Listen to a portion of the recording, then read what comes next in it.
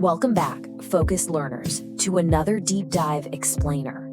Today we're putting on our analytical lenses to deconstruct a massive, literally game-changing systemic shift happening right now in the regulatory world. According to a recently analyzed anonymous expert report, the Central Tax Authority has fundamentally rewired the mechanics of how clean energy verification actually works. And look, we aren't going to waste your time with surface-level tutorials today. Instead, we're doing an expert-level systemic analysis of this entirely new digital framework. We're going to unpack the implicit assumptions, the hidden security frictions, and the highly non-obvious market implications this architecture creates. So grab your coffee, you're going to need it, because this is a big one. In a decentralized green economy, who bears the ultimate burden of regulatory proof?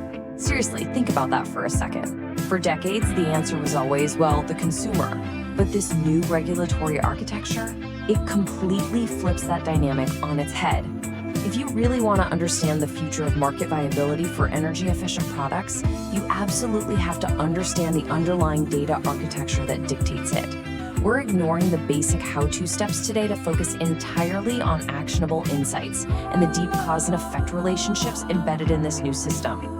All right, let's dive right into Section 1, Shifting the Proof Burden. What we're looking at here is a fundamental, almost philosophical shift undertaken by the Central Regulatory Authority. It's a transition that reorganizes the entire compliance ecosystem, moving totally away from retroactive punishment and heading straight toward proactive validation. Think about the old model. The burden fell squarely on the consumer at tax time. They'd buy a product, claim a credit, and essentially cross their fingers hoping they wouldn't be audited down the line. It was highly inefficient and frankly prone to massive error. But the new model? It shifts the compliance burden entirely onto the manufacturer at the point of production. And the cause and effect here is just profound. By forcing manufacturers to prove conformity upfront, the regulatory authority basically eliminates millions of potential consumer audit hours. It consolidates the friction of proof from millions of individual, highly stressed taxpayers right down to a concentrated pool of corporate entities. And this brilliantly illustrates the ultimate goal of that shift, the creation of a closed-loop verification system. Now, what does that mean? It's basically a regulatory data architecture designed to eliminate unverified submissions before they even get processed. By requiring upfront registration, the system creates this unbreakable data loop. When a consumer submits a claim, the system simply cross-references the code against the pre-authenticated database. If it's not in the database, boom, the claim fails instantly. No questions asked. This neutralizes fraudulent consumer claims completely automatically. It's a real game changer because it completely shifts the regulatory focus from chasing down bad actors in a vast ocean of taxpayers to simply, denying them entry at the gate. Moving on to Section 2, let's look at the granular verification mechanisms. So the portal isn't just a simple sign-up sheet, right? It is a multi-layered security apparatus designed to establish an absolute baseline of initial compliance. Just look at the strict hierarchy of evidence required here. Step 1 isn't actually about the product at all. It's about official identity authentication. The system uses a strict digital identity protocol as an uncompromising gatekeeper. I mean, you literally cannot even begin to submit product efficiency data until your corporate identity is rigorously verified by an official third-party service. And this sequence is entirely deliberate. It ensures that any fraudulent product data submitted later can be immediately, undeniably tied back to a legally authenticated corporate entity. It creates maximum, unavoidable accountability. Now, here is a highly strategic, totally non-obvious detail hidden within this framework. Notice how standard general goods require no geographic tagging? They operate on the implicit assumption of universal efficiency. A gadget is a gadget anywhere, right? But categories like windows, doors, and heat pumps strictly require geographic tagging. The implicit regulatory assumption here is that energy efficiency is intrinsically tied to local climate zones. For a manufacturer, this isn't just some basic data entry chore. It is a fundamental mandate to align their regional supply chains and marketing strategies directly with this tax architecture. Basically, if your heat pump is sold in the wrong climate zone, the verification just fails. The absolutely crucial takeaway here is that a simple promise of efficiency, that's no longer legally sufficient. The framework requires upfront evidentiary documentation. We're talking direct URLs, product certifications, or deep technical specs to establish a verifiable baseline of conformity from day one. By forcing manufacturers to provide this documentation before a single product is even sold, the central authority is essentially crowdsourcing its own auditing process. Actually, it's brilliant from their perspective. They are forcing the manufacturer to build their own regulatory compliance dossier, shifting the cost and the time of data collection entirely onto the private sector. Which brings us to Section 3, Phased Identification Rollout. Okay, so we really need to look at the implicit meaning behind the transition of the identification codes themselves. This tells us exactly where this regulatory framework is heading. In the short term, the architecture utilizes a simple 4-digit randomized manufacturer code. It's broad, it's basic, and it categorizes compliance at the company level. Pretty standard stuff. But in the near future, the system forces a transition to a highly granular 17-character product-specific identification number. Make no mistake, guys, this isn't just some minor formatting change. It is a massive structural escalation in data collection. Breaking down these strategic implications, the tax authority is making a non-obvious long-term play for total supply chain visibility.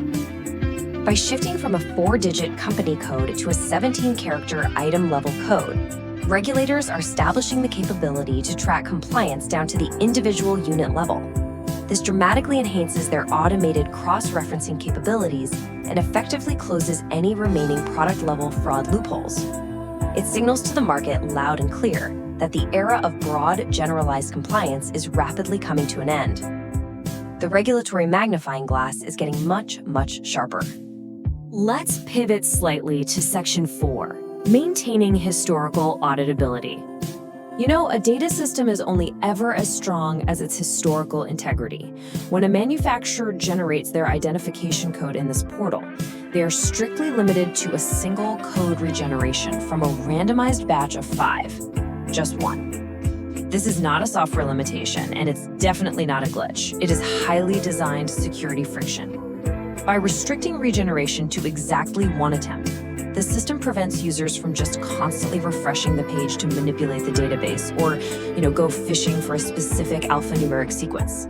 It establishes immediate permanence and forces users to treat the generation process with absolute finality, which leads us to a really critical structural question. What happens when a certified energy-efficient product is officially discontinued by the manufacturer? In traditional everyday software systems, you might just hit delete and remove it from your active catalog. Out of sight, out of mind, right? But in this closed-loop tax architecture, deletion is highly, highly dangerous. According to the expert analysis of this framework, manufacturers must adhere to a strict continuous reporting protocol. Even if a product line is completely defunct and hasn't been sold in years, it must remain on the manufacturer's periodic reports until it is formally and systematically purged from the system. Now, why on earth would they do that? Well, it's to maintain continuity across consolidated tax group filings. And more importantly, to prevent dead ends during future historical consumer tax audits. Think about it. If a consumer claims a tax benefit on a discontinued product 2 years from now, the automated system still needs to find that historical baseline. If the manufacturer had simply deleted the item, it would trigger a false positive fraud alert for the consumer, sparking this massive bureaucratic nightmare that all stems from a single improper data deletion. And finally, we arrive at Section 5, Strategic Market Implications. We have to tie all of these complex systemic architectures directly back to the real world.